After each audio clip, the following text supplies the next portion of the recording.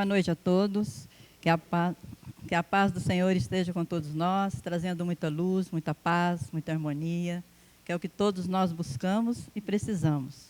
Então, eu estou aqui mais uma vez com muita alegria para a gente fazer, então, uma dissertação desse livro, Vinha de Luz, como ela disse para nós, psicografia de Francisco Cândido Xavier, e temos a palavra ditada pelo Espírito de Emmanuel. Emmanuel nos traz, nessa lição de número 6, um título, Multidões. Falar de multidões, nós sabemos que é uma grande aglomeração de pessoas, de animais, de coisas, né? Nós chamamos, então, essas coisas reunidas em um lugar de agrupamentos, que é multidões. Vou ler primeiro aqui o que Emmanuel nos traz falando dessas multidões. Os espíritos verdadeiramente educados representam em todos os tempos grandes devedores à multidão. Raros homens, no entanto, compreendem esse imperativo das leis espirituais. Então, Emmanuel vem nos falando aqui de pessoas que conseguem atrair multidões, ter muitos seguidores. Então, nós sabemos, podemos citar na política, nós temos no futebol, temos também na religião e no musical, né? A música. São pessoas que se tornam grandes ídolos, que atraem muitos seguidores e atraem multidões. Mas ele diz aqui, Emmanuel continua e diz assim na lição: acima de todas as possibilidades humanas, entretanto, a multidão dispõe do amigo divino. Ele vem dizer que nós dispomos do amigo divino quando esses homens que vêm com a missão de atrair multidões e às vezes deixam a desejar. Então, se a gente sai ali daquela, onde nós vamos com aquela ânsia, né, com muita vontade de ouvir palavras que nos incentivam, e às vezes nós voltamos para casa com palavras que às vezes nos decepcionam. Então, por isso ele vem e diz que nós temos um amigo divino, que é Jesus, que prossegue sempre trabalhando. Ele que passou no planeta entre pescadores e operários, aleijados e cegos, velhos cansados e mães aflitas, volta-se para a tuba sofredora e alimenta-lhe a esperança, como naquele momento da multiplicação dos pães. Lembra-te, meu amigo, de que és parte integrante da multidão terrestre. O Senhor observa o que faz.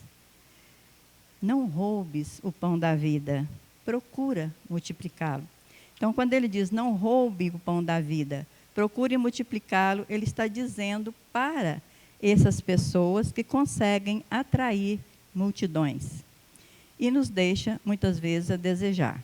Mas ele citou aqui a multiplicação dos pães, que foi a referência escolhida por Emmanuel nessa lição da multidão.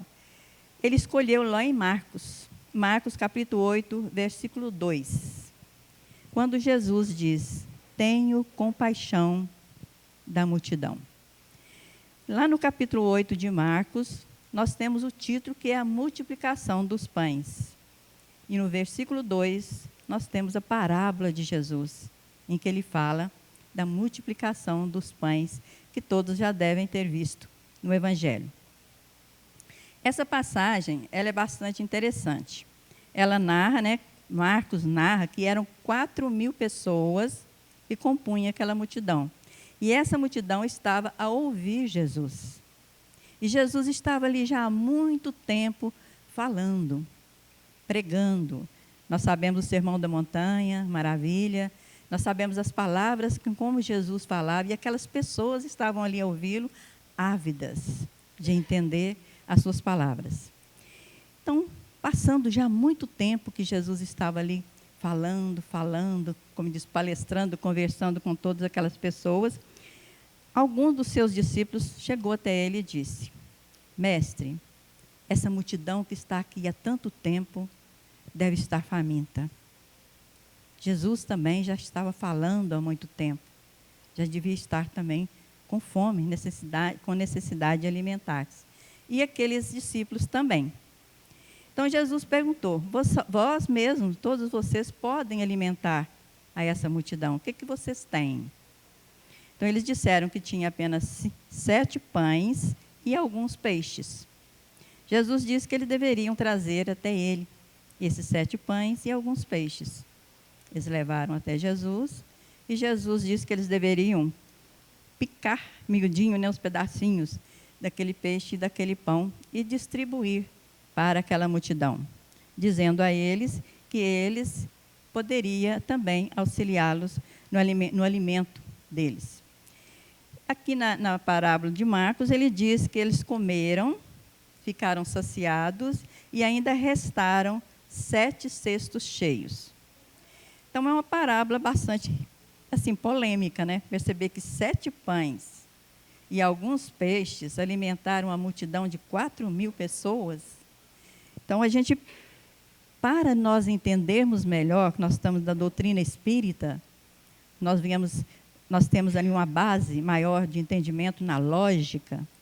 Eu fui até o livro A Gênese. Na Gênese de Allan Kardec, que é o 5º livro das obras básicas, foi publicado em 6 de janeiro de 1868, há 155 anos atrás. No capítulo 15, no item 48, Allan Kardec nos diz: a multiplicação dos pães é um dos fenômenos que tem intrigado os comentadores e alimentado ao mesmo tempo a zombaria dos incrédulos. É uma parábola em que se compara o alimento espiritual da alma ao alimento do corpo. É sabido que uma grande preocupação de espírito presa a uma coisa fazem esquecer a fome. Então, a grande preocupação que a gente tem em alguma coisa, seja ela qual for, faz com que a gente esqueça a fome. Ora, os que acompanhavam Jesus eram criaturas ávidas de ouvi-lo. Nada há, pois, de espantar em que, fascinadas pela sua palavra e também, talvez, pela poderosa ação magnética que ele exercia sobre os que o cercavam, elas não tenham experimentado a necessidade natural de comer. Simultaneamente, ministrava aos referidos discípulos um ensinamento, como a lhes dizer: dai-lhe vós mesmos de comer. Ensinava-lhes assim que também eles podiam alimentar por meio da palavra. A par do sentido moral alegórico, produziu-se um efeito fisiológico natural e muito conhecido. O prodígio, no caso, está na superioridade da palavra de Jesus, poderosa bastante para cativar a atenção de uma multidão imensa no ponto de fazê-la esquecer-se de comer. Esse poder moral comprova a superioridade de Jesus muito mais do que o fato puramente material da multiplicação dos pães, que tem de ser considerado como alegoria. Então, vamos ver aqui, para a gente entender melhor, trazer isso aí para a nossa atualidade. Quando todos nós temos um ídolo, tanto na política, como diz aqui, na religião, na música, principalmente. E quando vai ter um evento com esse nosso ídolo, nós vamos.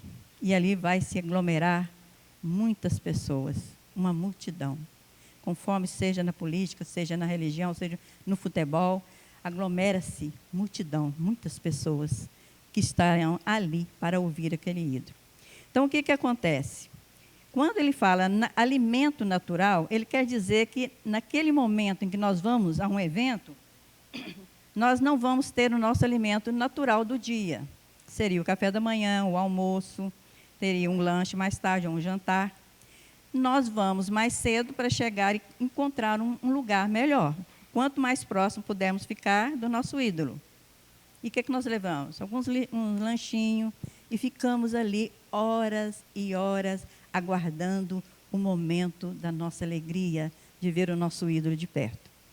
Então, isso que nos mostra o que ele quis dizer. A gente não sente fome da comida natural do nosso dia a dia. Por quê? Porque nós estamos ali na esperança, esperando, ansiosos, ávidos de ouvir aquele nosso ídolo. Então, é isso que ele vem nos dizendo. O que vai nos alimentar se nós não temos o alimento natural do dia? o que nós vamos ouvir, que é a música, ou a palavra daquela pessoa que nós estamos ali ávidas de ouvi-lo, desejando levar algo para nós melhor. Então, é isso que ele quis dizer nessa multiplicação dos pães. Então, Allan Kardec, para ele nos orientar sobre isso, como ele disse, ele viu outras passagens na passagem do Evangelho de Jesus. Outra passagem que esclarece melhor como que é aquele alimento que o povo se alimentou ali, aquela multidão, foi da palavra de Deus. Porque Jesus fazia questão de dizer que tudo que ele dizia eram palavras que o Pai o enviou para serem ditas. Ele estava em missão para trazer a palavra divina, a palavra de Deus. E ele as dizia com toda a sua alegria, para que a sua alegria estivesse em nós, e a nossa alegria estivesse completa, perfeita. Vamos ver, então, como Allan Kardec se inspirou para nos orientar, mostrando outras passagens do Evangelho. Então, em João, no capítulo 6, versículo 22 a 36, nós temos o título O Pão do Céu. Logo depois dessa orientação, lá no livro A Gênesis, ele nos traz essa passagem. João diz assim: após a multiplicação dos pães e peixes, os discípulos de Jesus o encontraram além do mar e disseram-lhe: Mestre, quando vieste para cá? De Dalmanuto para Tiberíades. E Jesus respondeu: em verdade, eu vos digo, que me procurais, não por causa dos fenômenos que vistes, mas porque eu vos dei pão de comer e ficastes saciados. Eu sou o pão da vida. Aquele que vem a mim não terá fome. E aquele que eu já vos disse, que aquele que vem a mim não terá fome, e aquele que crê em mim não terá sede. Mas me tendes vistos e não credes. Em verdade, eu digo, aquele que crê em mim tem a vida eterna, porque eu sou o pão da vida. Quem dele comer não morrerá. Seus ouvintes compreenderam o verdadeiro sentido do alimento espiritual. Jesus também diz: trabalhai, não por conseguir só o alimento que perece, mas pelo que se conserva para a vida eterna, e que o Filho do Homem lhes dará. Esse alimento é a sua palavra, pão que desceu do céu, que dá vida ao mundo. Eu sou o pão da vida. Aquele que vem a mim não terá fome, e aquele que em mim crê nunca terá sede. Então veja as palavras, porque que Allan Kardec veio tirar na lógica que aquele pão que ele multiplicou foi a palavra. Por isso que ele disse a seus discípulos que eles também poderiam alimentá-los. Enquanto Jesus saía, descansava um pouco, aqueles seus discípulos que o seguiam, que o acompanhavam, poderia também alimentá-los com a palavra, que eles seriam saciados. Nós vamos ver outras passagens também que nos mostram esse pão que alimenta, essa água da vida, que nos dá vida. Todos vocês conhecem aquela passagem da samaritana. A samaritana estava num poço. Essa passagem é bastante interessante também. Chegando Jesus numa cidade chamada Sicar, era uma cidade de Samaria. Como já Nazaré era uma cidade de Jerusalém. Nós chamamos de Jesus de Nazaré, Maria de Nazaré, porque era uma cidade. Até eles têm uma passagem de um daqueles, como diz, fariseus, né? Eles disseram: o que nós vamos esperar de um homem vindo de Nazaré? Porque Nazaré não tinha nada, era uma cidade simples, pequena, e dependia, pessoal de Nazaré dependia em tudo do povo da cidade de Jerusalém. E essa cidade, Sicar, também era uma cidade que dependia de Samaria. Mas nessa cidade tinha um poço. Esse poço foi criado por Jacó, então chamava Fonte de Jacó. E Jesus chegando, era um andarilho, ele caminhava, ele ia naquelas cidades ali, todas ali naqueles municípios, e chegando lá, ele foi até o poço para beber água, ele estava com sede. Chegando nesse poço, ele encontrou uma mulher. Essa mulher era uma samaritana. E Jesus dirige a palavra a ela e pede de beber, dizendo que estava com sede, que se ela poderia dar a ele a água para que ele bebesse. aquela mulher olhou para Jesus e disse: mas tu és homem, dirigindo a palavra a mim, que sou mulher e samaritana? Porque Jesus era um judeu e estava dirigindo a palavra a uma samaritana.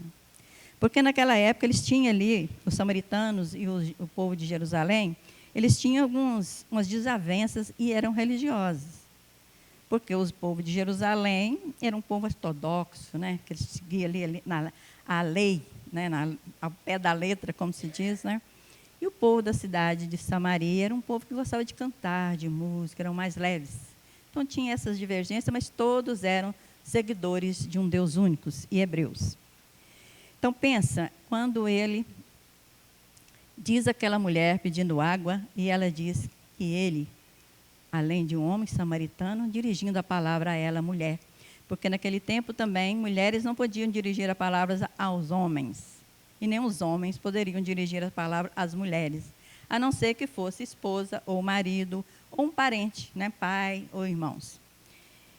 Mas Jesus pediu novamente a ela água, porque disse a ela que aquela água que ela lhe daria a beber, daí a pouquinho, algum tempo, ele sentiria sede novamente. Mas que ele iria dar a ela a água da vida eterna. E que dessa água que ela iria beber, ela jamais teria sede. E disse a ela: vá até sua casa e traga seu marido, para que a gente possa conversar. Ela disse: eu não tenho marido. Ele disse: realmente, tiveste 5 maridos, mas este com quem você vive agora não é seu marido.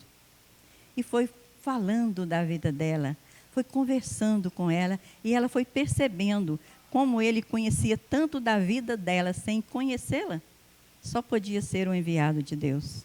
Então ela percebeu que Jesus realmente trazia a palavra de Deus e trazia também a água que dava vida para ela, porque era uma mulher desesperada, desiludida, não acreditava mais na vida, porque ninguém a olhava com respeito.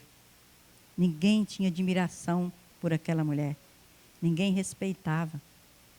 Mulher que teve 5 maridos e agora vivia com um homem que não era seu marido. Então ela era totalmente desprezada. Por isso ela se impressionou com Jesus conversando com ela, além de ser um homem de Jerusalém, um judeu. Mas Jesus deu a ela um entendimento maior que nós precisamos entender. Que nós temos Deus dentro de nós. Nós somos filhos de Deus. Para Deus, como diz Emmanuel, não há privilegiados e nem deserdados para ninguém. Então nós somos importantes para Deus. Nós fazemos parte da construção de Deus. E Ele fez aquela mulher entender isso. Que ela não precisava agradar a ninguém. Ela precisava agradar a Deus e a ela. Acreditar nela.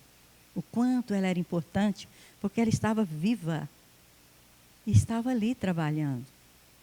Então aquela mulher saiu do lado de Jesus melhor do que ela chegou. Ela saiu otimista, cheia de vida, porque bebeu da água da vida que Jesus lhe deu. Então é isso que nós vemos em cada passagem, que nós vamos vendo como Allan Kardec traz para nós, para a gente perceber a lógica. Jesus traz o alimento para o espírito. Quanto nós precisamos do alimento do espírito? Quando nós vamos buscar os nossos ídolos, por que nós temos ídolos? Porque nós acreditamos que eles são enviados, são mensageiros, são os escolhidos. E às vezes saímos a desejar, eles nos deixam a desejar pelas palavras. Falam e falam, mas Jesus não. Jesus, quando mostrava, como Ele mostrou para aquela mulher, o quanto ela era importante para Deus, o quanto ela era um ser vivo. Só de estarmos vivos, termos vida, já somos importantes. Nós sabemos que hoje todo ser vivo é importante, é o princípio inteligente, né? A gente vê esses mosquitinhos atrevidos, né, pequenininhos, com essas doenças chikungunya. Um parente meu teve esse tal de chikungunya, mas ele quase morreu. E é um simples mosquitinho que a gente nem vê a hora que ele nos pica. Ai, o princípio inteligente ali, né? Criação de Deus. Não podemos, então, jamais subestimar nenhum ser vivo criado por Deus. E nós vamos ver também, por isso que Jesus diz assim, ó, a água que sacia toda sede é a que jorra do alto. Quem crê em mim, como disse a Escritura, do seu interior manarão rios de água viva. O que é da terra, na terra permanece. O que é do céu, persiste na vida eterna. No trabalho do céu, a fronte se eleva, a alma se engrandece, o corpo se fortalece, a mente se aclara e a vida se eterniza. Lembrei de uma outra passagem muito importante que todos vocês conhecem, mas ela é importante esse entendimento de entendermos da palavra de Deus, que é a história de Moisés, a primeira revelação que nós temos. É uma história lindíssima, que eu vou bem resumido, vou narrar aqui a história de Moisés, porque ele fala na história de Moisés o maná que caía do céu e que alimentava toda uma multidão que acompanhou Moisés. Então vamos ver o maná que caiu do céu na história de Moisés. A história de Moisés, eu acho ela muito bonita, que é a primeira revelação para todos nós, um grande enviado, né? Mas começa com José do Egito. José do Egito, ele vivia como um hebreu, né, no reino dos hebreus, mas ele foi expulso pelos seus irmãos porque ele era o preferido do pai. Vê que tem a fonte, né, em Sicar, que tem a fonte de Jacó, que foi um presente para José. E José, então, teve que ir embora, que ele foi mandado embora pelos seus irmãos, disse ao pai que José estava morto, mas José continuou caminhando e chegou até o Egito. Chegando no Egito, ele era um desconhecido, ali teve um atrito, que ele foi parar em cadeia. Mas José era um médium ostensivo, ele tinha mediunidade de revelar sonhos. Hoje nós sabemos que a palavra mediunidade, médios, são palavras da nossa doutrina espírita, palavras de Allan Kardec. Mas a gente diz porque eles criavam fenômenos. E o faraó daquela época, ele estava tendo um sonho contínuo. Toda noite ele tinha o mesmo sonho. E ele estava curioso para saber por que ele estava tendo aqueles sonhos repetitivos, o significado deles. Chamou seus gurus, todos aqueles que ele conhecia, como se diz, os médios, né? E nenhum havia decifrado aquele sonho e satisfeito. O faraó não tinha ficado satisfeito. Ficou sabendo, então, de José, que estava em cadeia, mas estava decifrando os sonhos lá. Então, pediu que levasse até a ele, ao faraó. Chegando lá, ele conta o sonho e José explica para ele o que ele achou daquele sonho. E aquilo agradou aquele faraó. E José, então, se tornou o braço direito do faraó, o amigo do faraó. E foi passando o tempo e o faraó, então, veio a falecer. E ele tinha deixado que José ocupasse o seu trono, por merecimento, por inteligência, por sabedoria. E José, então, foi dirigir o reino do Egito. Quando ele estava lá, ele buscou o seu povo hebreu, lá do reino, para morar no Egito, porque lá no reino dos hebreus estava assim escasso de alimento. Eles estavam passando dificuldades. E no Egito tinha fartura. Então, trazendo os hebreus para o Egito, ficaram ali há um tempo que José governou aquele Egito, vivendo como ambos, né? Hebreus e egípcios juntos, normal. Mas todos nós temos, em princípio, meio e fim. Chegou o fim da era, né, como se diz, de cumprir a missão de José. E ele, então, partiu, desencarnou. E veio, então, um outro faraó para substituí-lo naquele trono. Nós vamos perceber que quando o faraó era um egípcio, percebeu que aqueles hebreus, eles eram um povo dócil, um povo mais educado, um povo mais sereno. Eles acreditavam em um Deus que ninguém via, né? Então eles pensou e repensou e percebeu que ele poderia escravizar os hebreus. E realmente os hebreus foram se tornando escravos no Egito. Porque eles não reclamavam e trabalhavam. Gostavam do trabalho, sem reclamar. E construíram, quantas coisas maravilhosas eles construíram no Egito. Mas Deus estava ali atento, observando. Ele percebeu que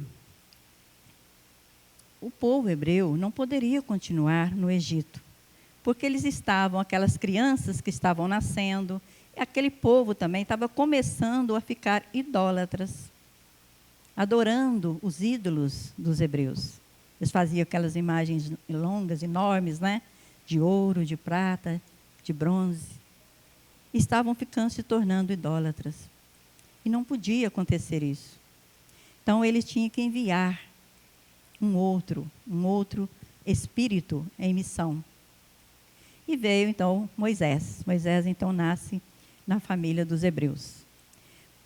Aquele faraó tinha um guru, como se diz, chamavam de guru, que era um médium ao seu lado, avisou para o faraó que havia nascido no meio dos hebreus uma criança que levaria todos aqueles escravos, os hebreus do Egito. Então, aquele faraó dá uma ordem para que mate todas as crianças. Mas Deus avisou a mãe de Moisés. E a mãe de Moisés salvou a criança, colocando-a numa cestinha e colocou lá no rio Nilo e deixou que fosse na mão de Deus, pela correnteza. Mas estava ali na providência de Deus e passou pela casa, ali o palácio, né, do faraó.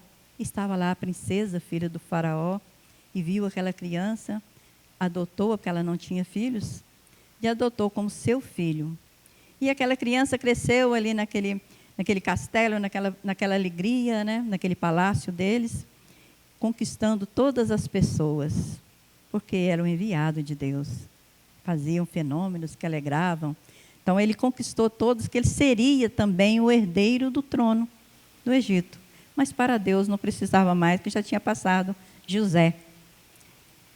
Moisés estava ali na missão de tirar o povo hebreu da crença do Deus único do Egito. Porque não podiam permanecer ali, porque senão acabaria, né, todos aqueles que acreditavam no Deus único. E Moisés, então, um dia ele descobriu que ele era um hebreu. Quando ele descobre que ele era um hebreu, ele começou a conviver com os hebreus.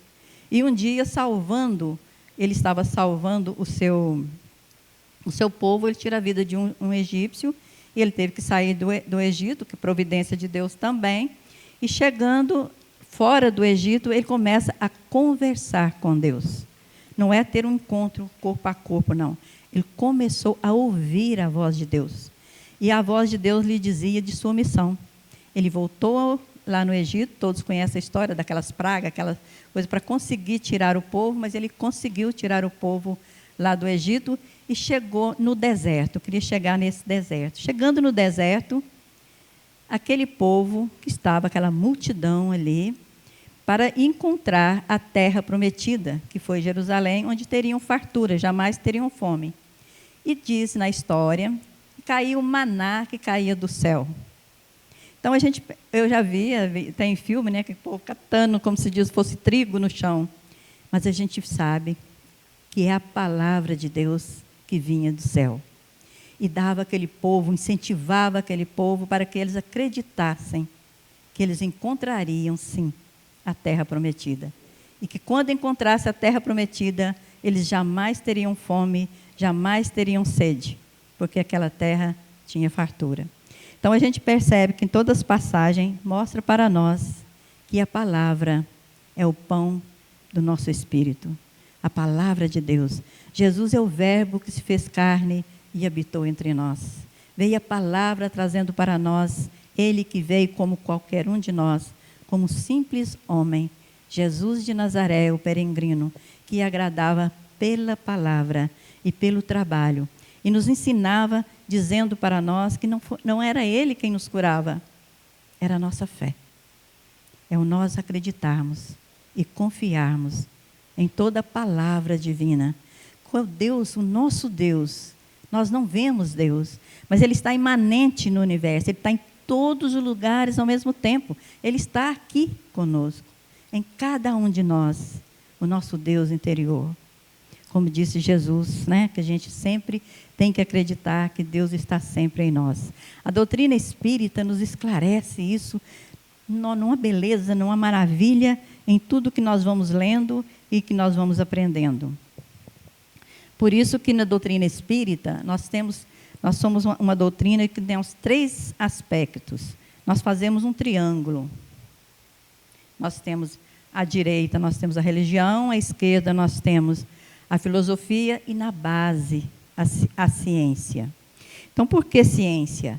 Porque na ciência espírita nós estudamos o espírito através do médium que tem por meio de pesquisa e de mediunidade.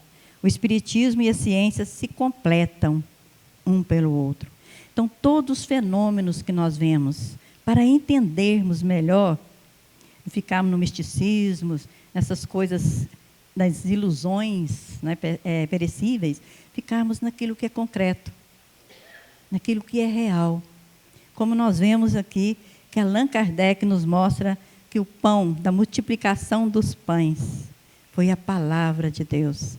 A palavra de Deus por intermédio do nosso Mestre Jesus, com toda a sua simplicidade, porque o homem tão simples, mas tão simples como Jesus, e que deixou um legado maravilhoso para todos nós. Quanto mais nós conhecemos o Evangelho, vamos interpretando o Evangelho, nós vamos acreditando quanto somos importantes para Deus.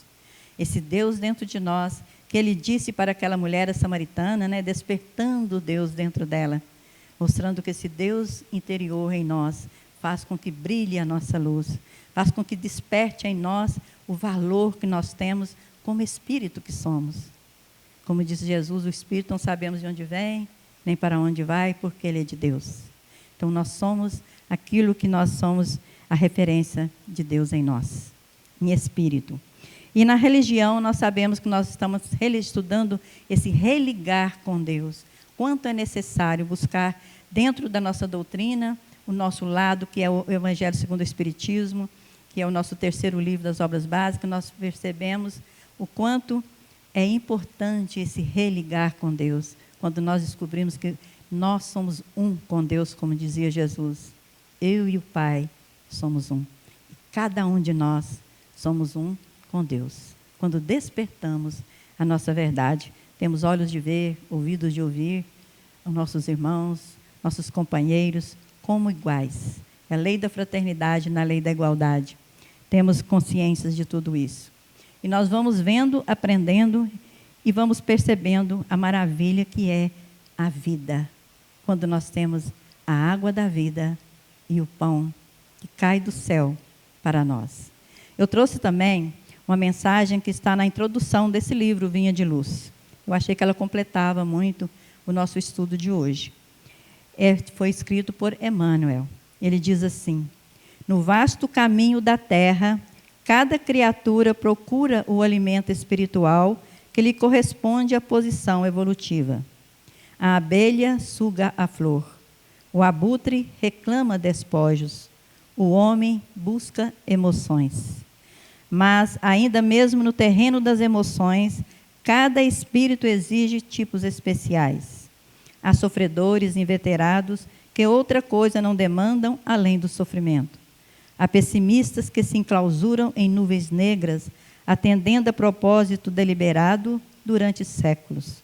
Nos variados climas do mundo, há quem se nutra de tristeza, de insulamento, de prazer barato, de revolta, de conflitos, de cálculos, de aflições, de mentiras. Mas o discípulo de Jesus, porém, aquele homem que já se entediou das substâncias deterioradas da experiência transitória, pede luz da sabedoria, a fim de aprender a semear o amor em companhia do Mestre. O Evangelho é o sol da imortalidade que o Espiritismo reflete com sabedoria para a atualidade do mundo. Brilhe vossa luz, proclamou o Mestre. Procuremos brilhar, repetimos nós. E nós vemos que a gente vai vivendo, a gente vai aprendendo, que o que temos de mais precioso não é o que nossas mãos alcançam, mas é o que o nosso coração abraça. Então a gente percebe o quanto é importante aquilo que nós abraçamos. É aquilo que é do coração.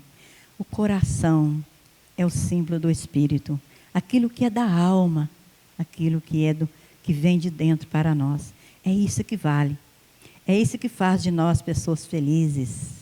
Por isso que Jesus disse que o mais importante, como ele diz, eu sou o caminho, sou a verdade e sou a vida eterna. Quando adentramos a esse caminho do amor, esse caminho que nós brilhamos a nossa própria luz, caminhamos com nossa própria luz, porque acreditamos em nós, acreditamos que somos um com Deus, e fazendo cada um de nós a nossa parte, para que tenhamos dias melhores, para que tenhamos no olhar, como dizia Jesus, como Jesus olhava. Jesus olhava todos com um olhar de amor, amor incondicional. Qualquer um que se aproximasse dele, ele abraçava e dizia palavras de amor, de incentivo. E que nós possamos também perceber o quanto nós somos importantes para Deus. E somos importantes para Deus? Há o Deus aqui dentro de nós. Somos importantes para nós. Quando nós nos amamos, começamos a amar, quem é amando que se é amado, né? A gente começa a perceber o quanto somos amados. Porque nós estamos exalando de nós o amor que temos dentro de nós, que é Deus. Então, que o Senhor de bênção nos abençoe, o Deus da luz nos ilumine e que a árvore da vida nos dê em abundância todos os seus frutos. Lembrando sempre que Deus nos amou de tal maneira que enviou seu Filho unigênito para que todo aquele que nele crê não pereça, mas tenha a vida eterna. Somos viajores do tempo. A única bagagem que nós temos é as conquistas da alma, as conquistas que estão aqui no nosso coração. Mas muito obrigada a todos pela oportunidade. Uma boa noite.